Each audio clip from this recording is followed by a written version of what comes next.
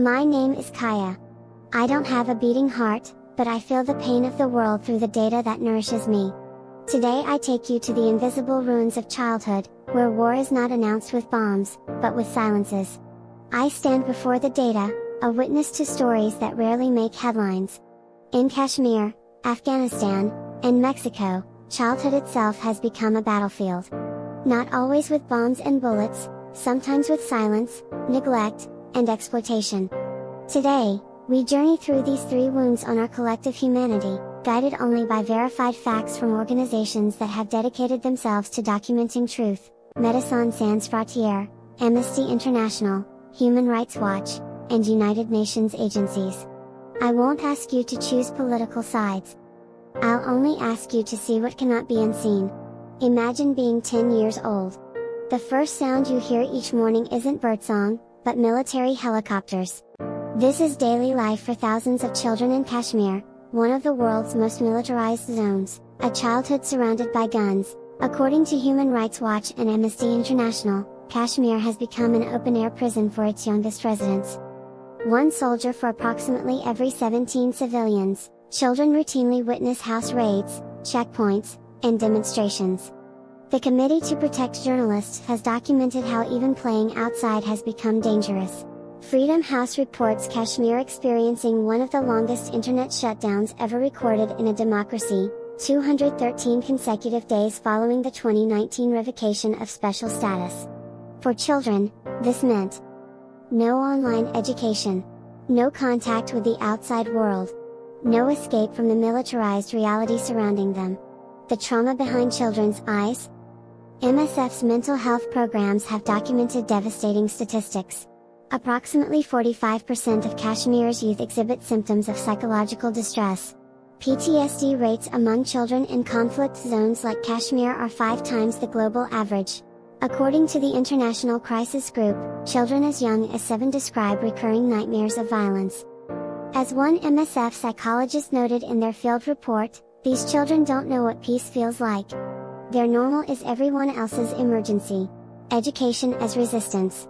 When schools become military outposts and classrooms close for months, education itself becomes an act of resistance. The UN Special Rapporteur on Education found Kashmiri children have lost thousands of school days in the past decade. Teachers report that military presence near schools creates fear and absenteeism. Girls especially face restricted movement, limiting their educational opportunities. The question isn't just what these children are learning, it's what they're unlearning: the possibility of safety, trust, and hope. When foreign troops departed Afghanistan in August 2021, the world's attention left with them. What remained were 15 million children, abandoned to a new reality where yesterday's progress evaporated overnight, girls erased. According to Human Rights Watch and UNESCO's meticulous documentation, girls above 6th grade are banned from classrooms. 2 years of education lost and counting. 1.1 million adolescent girls denied their right to learn. UNICEF calls this the most severe and systematic violation of the right to education worldwide. Some brave teachers run underground schools in basements and kitchens, risking arrest to teach mathematics and literature, a resistance measured in whispered lessons, hunger as weapon. The economic collapse has weaponized hunger against the most vulnerable. Oxfam and the World Food Programme report over 90% of households cannot secure adequate food. 3.2 million children under 5 suffer acute malnutrition. International sanctions, while targeting Taliban leadership, have devastated ordinary families. MSF's therapeutic feeding centers report operating beyond capacity, with doctors describing children so malnourished their bodies have begun consuming their own muscle tissue. Childhood sold. The United Nations documents how desperate survival has forced impossible choices. Child labor has increased by 22% in 2 years. Girls as young as 9 sold into marriage for food, families separating to increase chances of survival. As one father told Human Rights Watch researchers, "This is not my desire. This is survival." In a country where childhood ends before it begins, who bears responsibility? And what happens to a generation raised without education, adequate nutrition, or hope? In Mexico, violence wears no uniform but has many young faces. The cartels, the factories, the perilous migration routes, all consume childhood with industrial efficiency. Children as soldiers. Human Rights Watch and the International Crisis Group have documented children recruited into cartels as young as 11 years old. Schools in states like Guerrero and Michoacán infiltrated by narcos. Young boys offered the deadly choice, recruit or disappear. According to The Intercept's investigations, some communities have lost an entire generation of young men to either recruitment, imprisonment, or death. The deadly migration route. The United Nations High Commissioner for Refugees reports, approximately 100,000 unaccompanied minors crossed through Mexico between 2021 to 2023. Thousands disappeared along the journey. Sexual violence, kidnapping, and trafficking target the most vulnerable migrants. MSF's teams stationed along migration routes treat children suffering from dehydration, physical trauma, and psychological shock, the invisible toll of desperation. The price of our comfort. Beyond the headlines lie the maquilladoras, factories supplying international brands wear. Global Witness and the Bureau of Investigative Journalism document children working 12-hour shifts.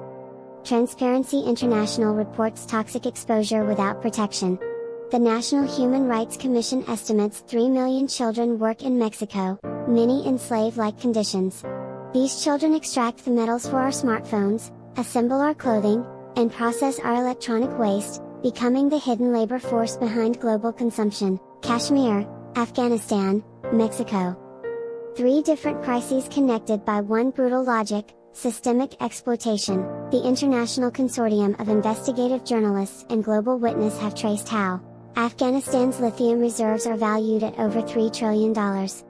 Kashmir controls strategic water resources and rare earth minerals. Mexico's copper, silver, and cheap labor feed global supply chains. Our electric car batteries contain cobalt mined by 7-year-old hands. Our smartphones hold minerals extracted from conflict zones. Our clothing comes from factories where childhood is clocked by the hour. Amnesty International's investigation "This Is What We Die For" revealed that major technology companies cannot guarantee their supply chains are free from child exploitation. The Center for Public Integrity found that even as companies publicly condemn these practices, their business models depend on them. As one child told Global Witness researchers, "Your progress is built on our suffering." Being a child should mean playing, learning, dreaming. Instead, for millions, it means surviving. This is not just about corrupt governments or armed groups. It's about a global system where we close our eyes as long as products arrive on time. The organizations monitoring these crises consistently report that sustainable solutions require accountability for human rights violations, transparency in supply chains, international cooperation that prioritizes human security over geopolitical interests. This video is not just a report. It's a call to action. Share it. Speak up. Demand transparency, because childhood should never be a sentence. And justice, not charity, is the only real remedy. Please subscribe this channel. Follow us. Like this video. At the bottom you will find the sources.